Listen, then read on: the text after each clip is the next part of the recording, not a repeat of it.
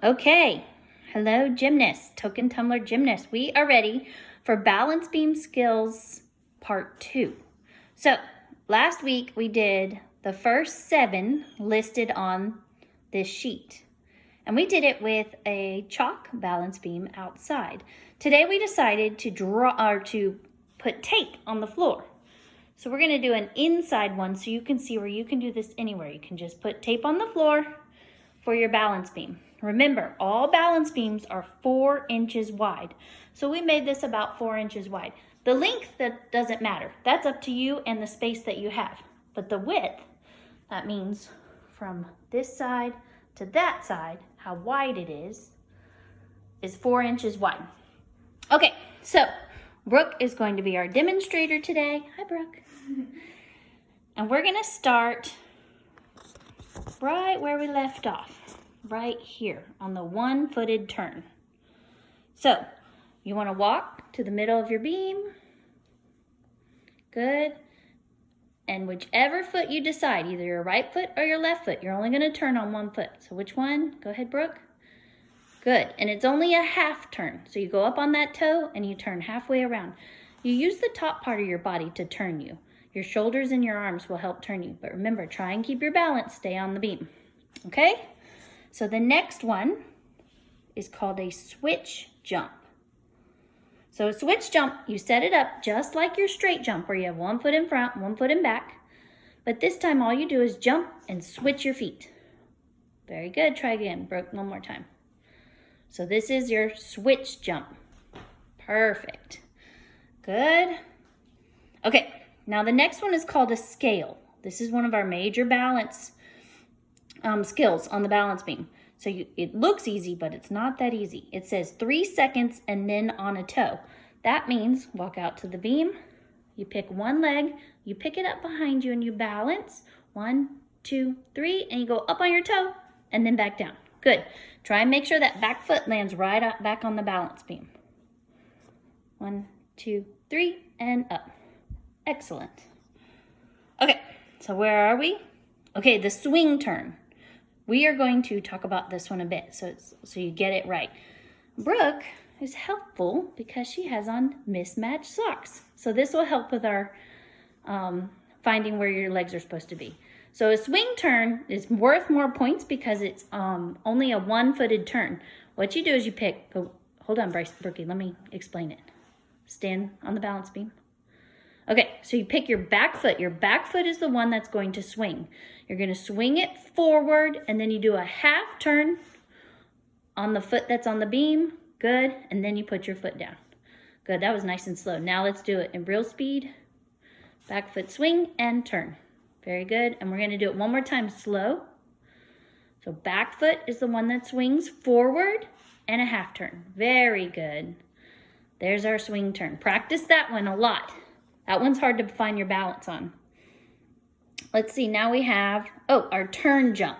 This is another one. Come to the middle. Now remember when we did our two-footed turn, one foot in front, one foot in back. When we did our two-footed turn, we talked about how you have to turn the direction of where your back foot is. So right now, Brooke's back foot is her left foot, which means she'll be turning to her left. That for the two-footed turn. Same thing for the turn jump. When the turn jump, you just jump and turn. So now, switch feet. See if you can do it the other way. Okay, so now it's her right foot. Turn and jump. That's as easy as it goes. Very good. You don't have to jump very high when you're doing your turn jumps. Just make sure you're not switching those feet. You're turning where the opening is. Okay, now you see cartwheel. Now you see how it's split up, or small beam and high beam? This is for our balance beam competition, which we'll get to. And I'll talk about it next week on the sheet for the competition. This week, all we're concerned about is y'all getting all these skills down. So for your cartwheel, and this can be done on any line you have. It doesn't have to be 4 inches, but 4 inches helps you have more space to land it. The most important part about the cartwheel is that your hands go on the beam. So line up your feet first, Brooke. Walk out to the beam. Good. Okay, so your hands are the most important part that hit the beam. Good. Your landing feet don't matter so much. Hey, that was very good. You actually made that one. Try it again. Good. Okay. Nope, try it again. Get your hands, focus on your hands, not your landing. Focus on your hands, perfect. And then you land, excellent work. Okay, when you get on the balance beam, it's called a mount. When you get off the balance beam, it's called a dismount. You see these two options for a dismount? So one is a jump trick. A jump trick is when you walk to the end of your beam and you pick one of your jumps that we do. All the jumps that we do on the trampolines, the tuck jump, spread eagle jump, herky, double 9, 180, 360, all of these are jump tricks. So you go to the end, feet together, and you jump off the end of the beam and do your trick. Good.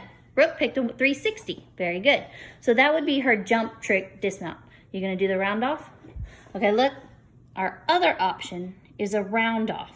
So when you do a round off, the most important part is your hands go to the end of the beam. Walk forward. Good.